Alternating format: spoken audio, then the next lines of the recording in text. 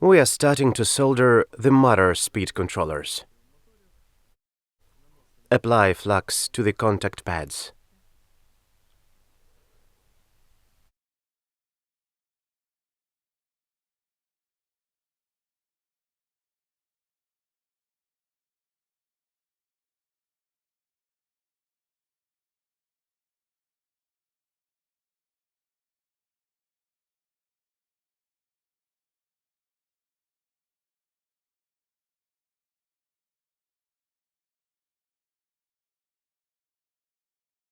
Hold the soldering iron near the contact pads for no more than 2 seconds. Check to make sure we have neat solder droplets after soldering.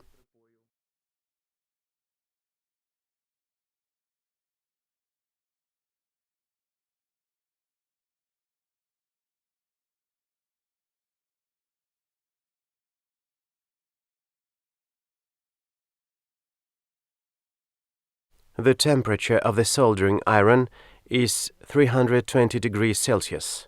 When we solder the power cable pads, we can raise the temperature to 410 degrees Celsius.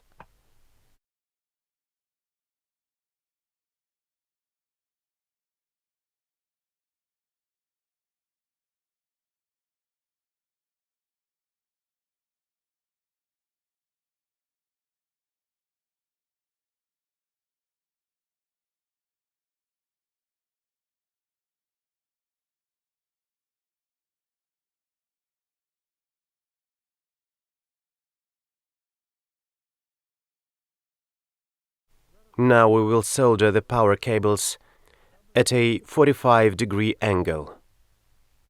For convenience, we fix them with reverse action tweezer.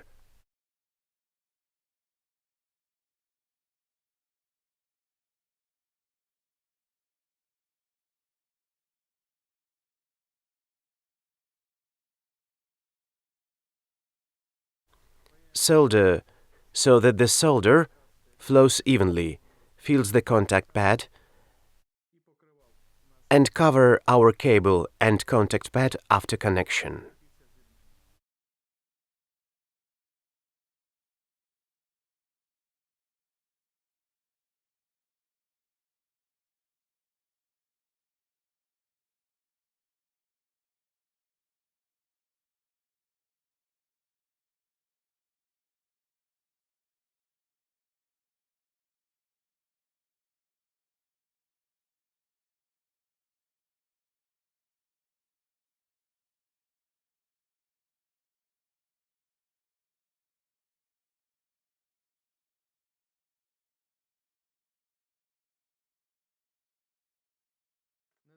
Don't forget to clean the tip during soldering.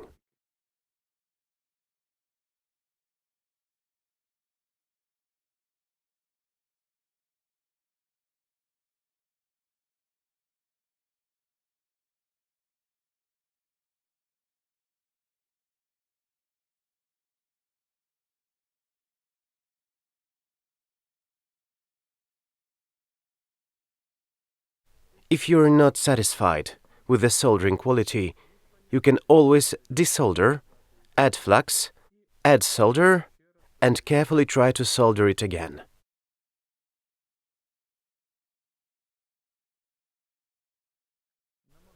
Try not to overheat the board too much. Take a break for a few seconds after completing each soldering stage.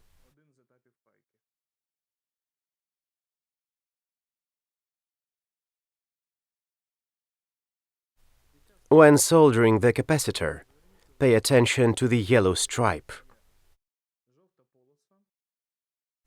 It marks the contact pin for the negative terminal.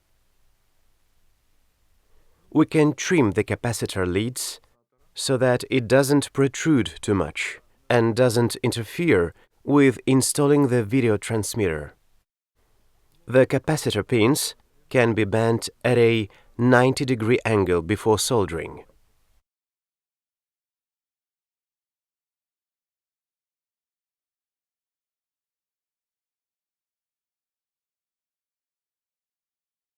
Don't forget to apply flux before soldering the capacitor.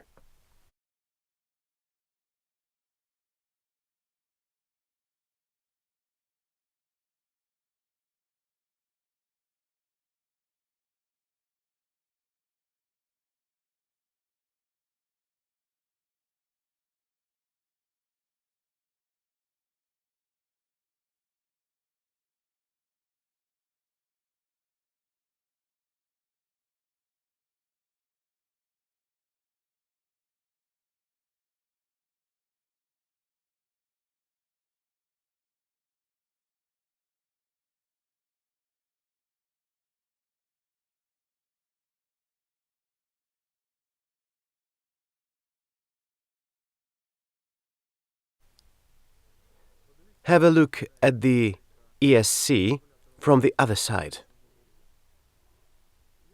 I noticed that some solder joints are uneven, so I'm making them smoother and more tidy using flux and additional solder.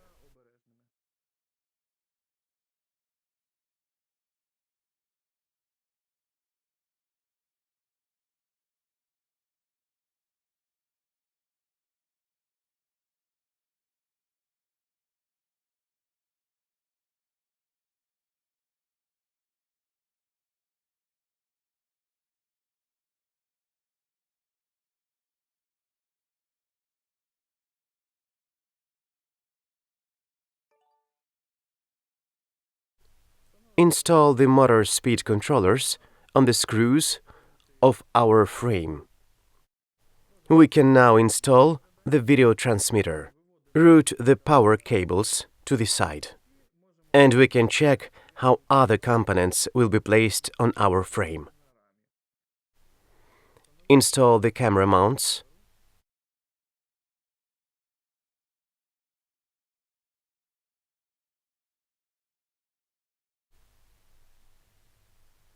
Install our camera. For now, we are doing this layout in order to understand the design of our drone. In other words, how the components will be placed on the frame. Install our flight controller. And pay attention to make sure the arrow is pointing towards our camera.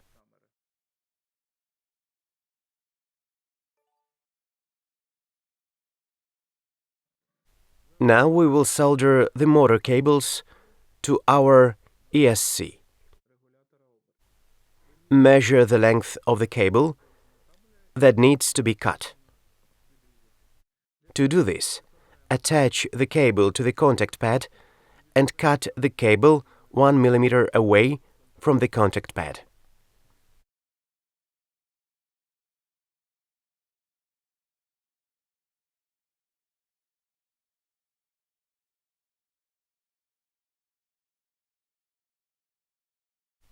If you're afraid that you will remove more insulation or cut the cable incorrectly when stripping the wires, leave some extra length, but no more than 2-3 mm from the contact pad.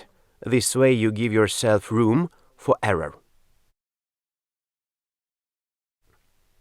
Strip the cables using wire cutters.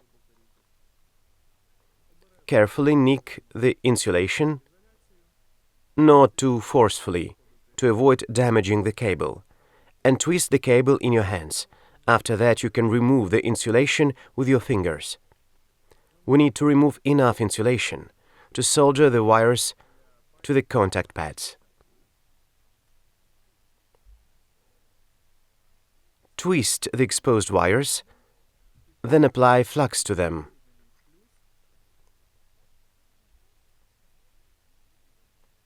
Bring the solder and soldering iron together at the same time. Hold for no more than 2-3 seconds. You can use circular motions to remove excess solder to make the solder joint neat.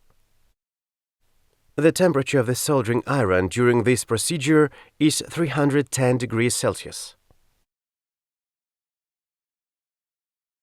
If you see issues with the solder joint, add more flux and bring the soldering iron to it again. Apply flux to the contact pad. Bring our tinned cable to it and apply the soldering iron to the cable and contact pad for 2 seconds.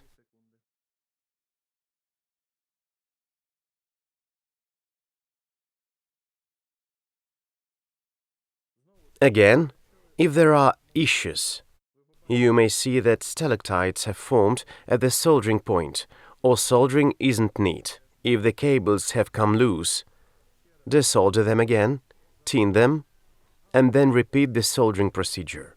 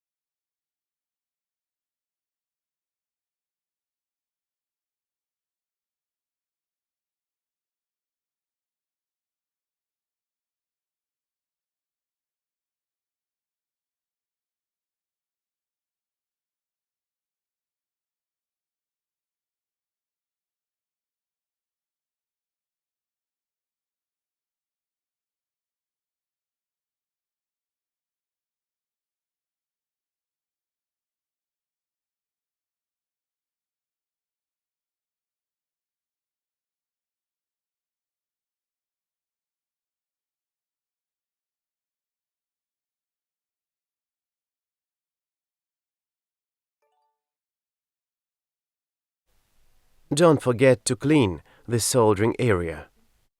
Pour a small amount of isopropyl alcohol into a container and use a toothpick to wipe the soldering area, moving the toothpick away from you.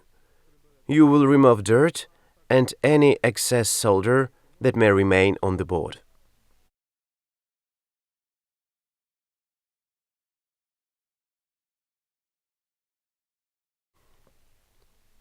Check that the motors are rotating freely. Check that the arms are not loose.